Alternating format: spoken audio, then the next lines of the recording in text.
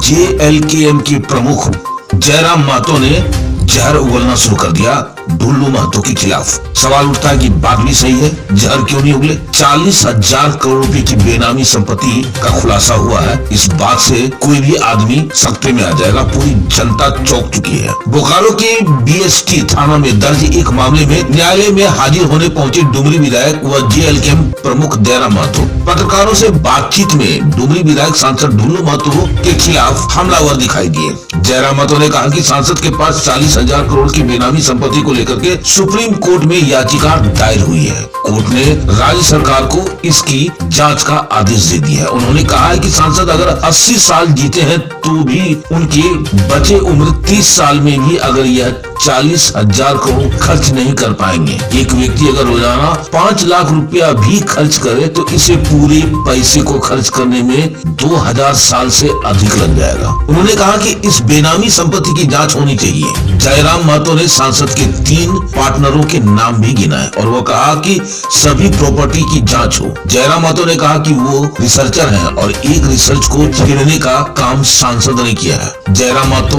तथ्यों के आधार पर बात करता है। दूसरी ओर नगर निकाय चुनाव दलीय आधार पर हो, भाजपा की इस मांग को उन्होंने समर्थन भी किया। वहीं पैसा कानून को लागू किए जाने के मामले में जयराम महतो ने राज्य सरकार से मांग की है कि इस कानून को लागू करने से पहले राज्य सरकार इसकी समीक्षा जरूर कर ले। आइए देखते हैं एक ज्वलंत खबर हमारे SPN के संवाददाता चंदन पॉल धनबाद झारखंड से।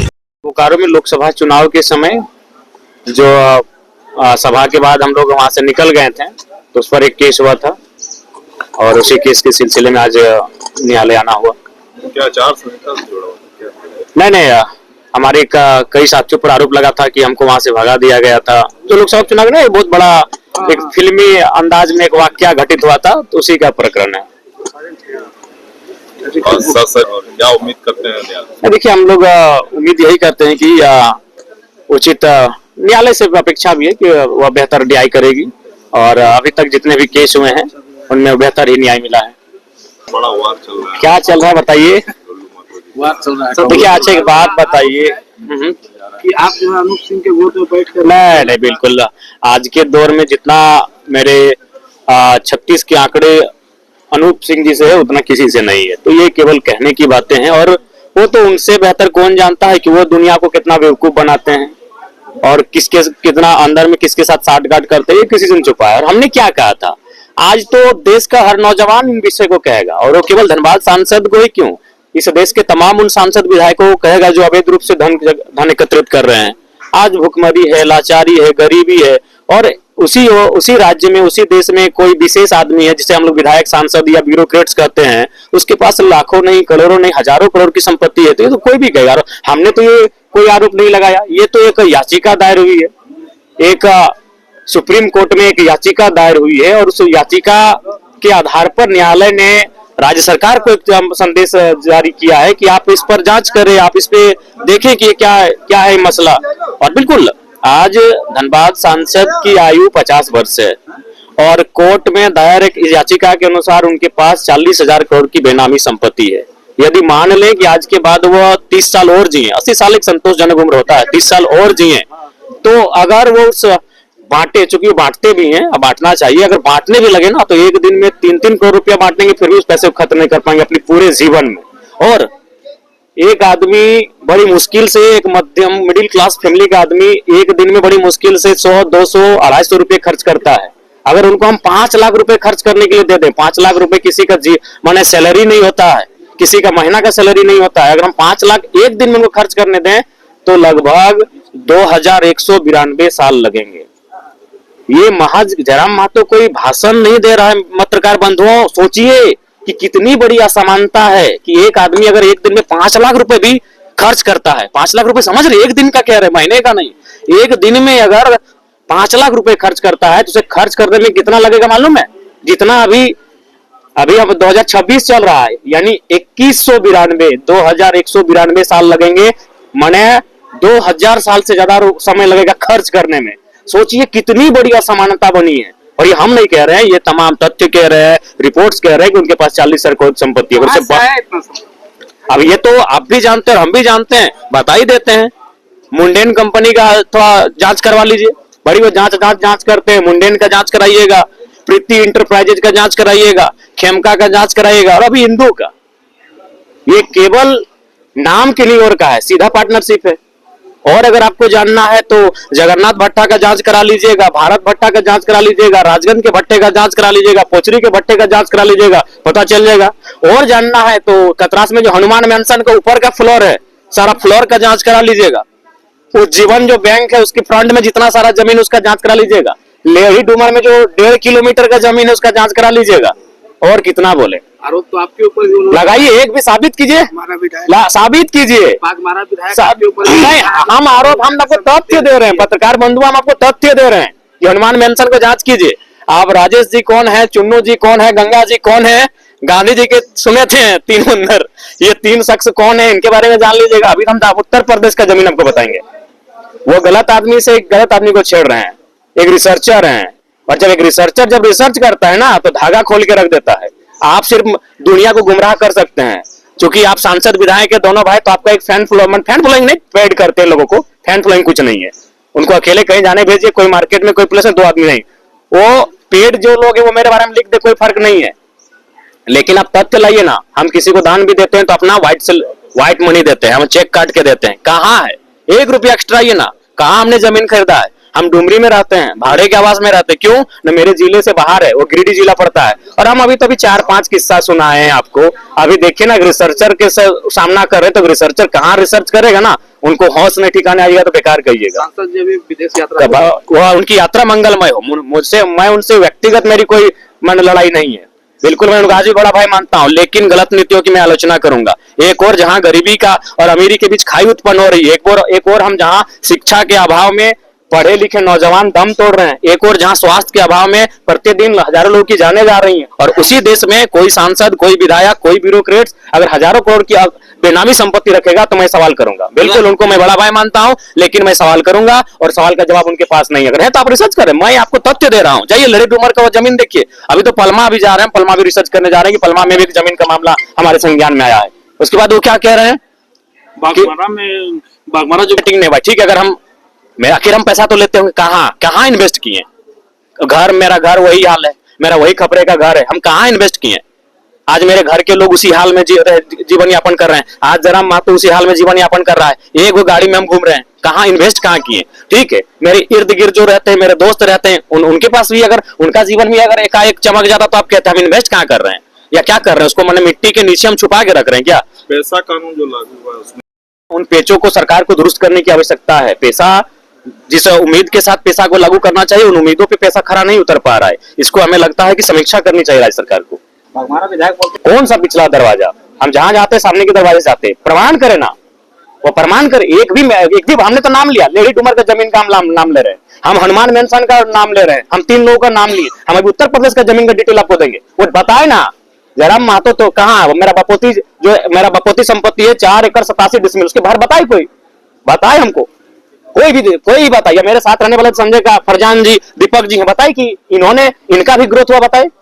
ऐसे नहीं होता। आज वो देखिए, एक बात सीधा है पत्रकार बंधुओं, आज इस देश को लोग गुमराह करने लगे हैं धर्म के नाम पर। जब अखबार में एक दिन छपा था उनके पास कि 12,000 करोड़ की संपत्ति है, तब उनको किसी ने आइडिया दिया हुआ कि अभी देश में राम जी का माहौल है, आप राम मंदिर का स्थापना कीजिए। एक बात कीजिए, हम लोग अगर कोई भी गांव में मंदिर नहीं, वो यज्ञ का कार्यक्रम करते हैं ना, तो कम से कम 6 महीना की तैयारी करते हैं, कम से कम 100 गांव में चंदा उठाते हैं। अगर मंदिर की बात करें ना, तो हमको याद है मेरे गांव में एक मंदिर है जो 1964 का स्थापना था, वो मंदिर आज तक प्राण प्रतिष्ठा नहीं हो पाया। क्योंकि एक मंदिर बनने में 30 साल 40 साल कितना लोग करते हैं, पहले पिलर बना के छोड़ते हैं, फिर ऊपर जाते हैं, फिर लिल्टन करते हैं, फिर पेंटिंग करते हैं, फिर कलश स्थापना क्या प्राण प्रतिष्ठा करते हैं। लोग हजारों गांव का चंदा करते हैं। तो आप बताइए कब टेम्पो हो रहा था उसे चंदा उठाने के लिए? और नहीं तो फिर कहां से आएगा पैसा?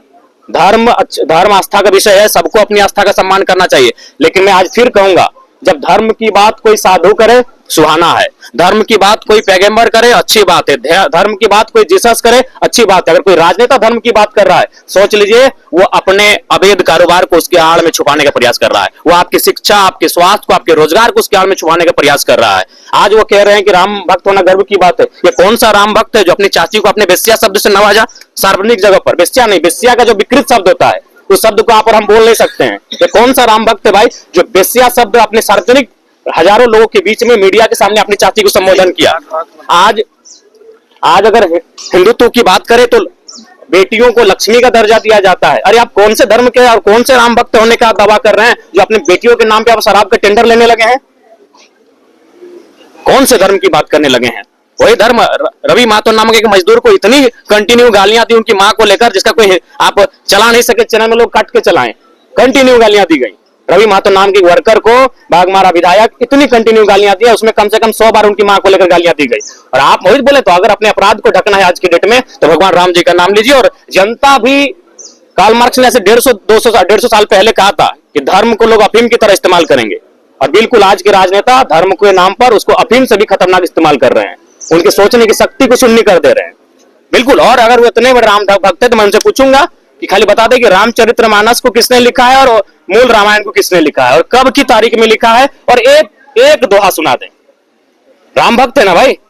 मैं दोनों भाइयों को जो अपने अवैध कारोबार को राम जी के आड़ में छुपाने का प्रयास कर रहे हैं, अपने एक धार्मिक माहौल में अपने अवैध कार्यों को छुपाने का प्रयास कर रहे हैं, मैं उन्हें सीधा आपके माध्यम से चुनौती देता हूं, एक पंक्ति सुना दे रामचरितमानस या रामायण का, और ये भी बताना कि रामायण वाल्मीकि जी ने कौन सा किताब लिखा है और गोस्वामी तुलसीदास जी ने कौन सा किताब लिखा है, यही तो बता दे वो, और कौन साल में लिखा है, अनुमानित किस साल में लिखा है। क्योंकि उस समय का एग्जैक्ट डेटा किसी के पास नहीं है, अनुमानित होगा कि भाई इस सदी में, इस सदी के मध्य में लिखा गया है या फिर इस दशक में लिखा गया है। सिर्फ साल बता दे कि गोस्वामी तुलसीदास जी ने कौन सा किताब को लिखा है और महर्षि वाल्मीकि ने कौन सी किताब को लिखा है। सांसद जी के घर में तो यही, हाँ। अब राम जी को और एक बात, राम जी ने पूरे राजपाट का त्याग कर दिया, वो बागमारा का त्याग नहीं कर पाए।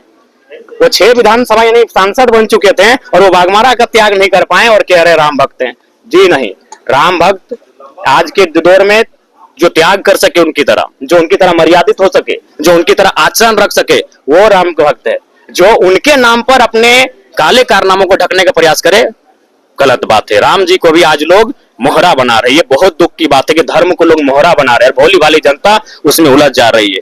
मैं किसी भी धर्म और किसी भी आस्था के खिलाफ नहीं हूं, लेकिन अगर कोई राजनेता अपने अवैध कारोबार को, अपने गलत कार्यों को धर्म को मोहरा बनाकर ढकने का काम करेगा तो मैं एक वैज्ञानिक युग में रहने वाला युवा जरूर मैं जनता को कहूंगा, भाजपा जो है दलित, हम सहमत हैं, भारतीय जनता पार्टी के इस विचार का हम समर्थन करते हैं कि दलीय आधार पर चुनाव हो जाना चाहिए। नगर निगम चुनाव आपकी पार्टी कैंडिडेट?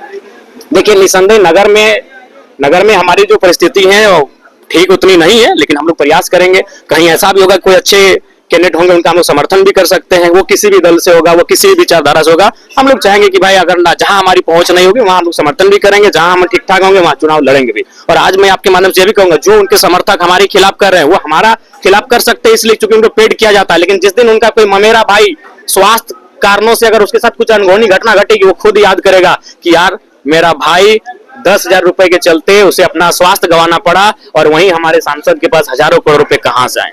जब उसका ममेरा मौसेरा फुफेरा भाई, चूंकि उसको तो पैसा दिया जाता है पेड, लेकिन जब उसका ममेरा मौसेरा फुफेरा भाई 10 साल पढ़ाई लिखाई करने के बाद बेरोजगार होकर बैठ जाएगा, तब उसके मन में फिर एक विद्रोही का सवाल आएगा कि मेरे सांसद, मेरे विधायक के पास हजारों करोड़ की संपत्ति है और मेरा भाई 10 साल की तैयारी करने के बाद बेरोजगार बैठा है। माधव अपार्टमेंट हीरापुर धनबाद स्थित चंदन स्टूडियो कई राज्य स्तरीय फोटो प्रतियोगिता में विजेता रह चुके हैं एवं राज्यपाल से भी सम्मानित हो चुके हैं। चंदन स्टूडियो शादी ब्याह के फोटो वीडियो को एक्सपर्ट टीम मेंबर्स एडवांस कैमरे एवं लेटेस्ट टेक्निक से करते हैं। हमारे यहाँ video editing, photo retouching, black and white photo से कलर फोटो, नेगेटिव से पॉजिटिव फोटो, पुराने कैसेट सीडी से पेन ड्राइव में कन्वर्ट, धुंधला फोटो को नया फोटो तैयार करना, न खराब होने वाला बेहतरीन तरीके का हर साइज में फोटो लैमिनेशन के अलावा सब्लिमेशन प्रोडक्ट जैसे coffee mug, water bottle, T shirt, cushion, घूमने वाले फोटो फ्रेम, एल्बम व अन्य आइटम भी हमारे यहाँ उपलब्ध है। हमारा पता Chandan studio Madhav apartment near SBI ATM Hirapur Dhanbad. Phone number 9431162737 एवं 70040। आप देख रहे हैं सब पर नजर। धन्यवाद।